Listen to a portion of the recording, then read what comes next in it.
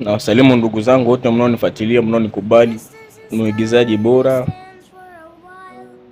Ila kuna kitu nataka nishare na nyie kwa siku ya leo. Jana nilikuwa natoka studio. Nilipokuwa natoka studio saa 2 usiku,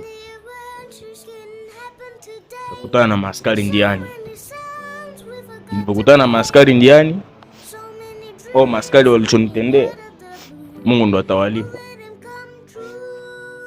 Nilipokutana na maaskari ndiani, wakanichukua, wakanipeleka. Walikonipeleka sasa ndo wapi? Yaani nikikumbuka walichonifanyia maaskari wale, nikikumbuka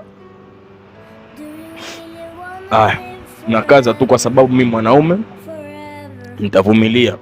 Ila maaskari walichonitendea, wakanipeleka mpaka nyumbani kwetu.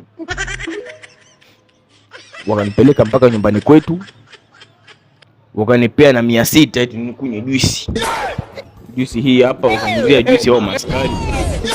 Yaani maaskari, Mungu awabariki.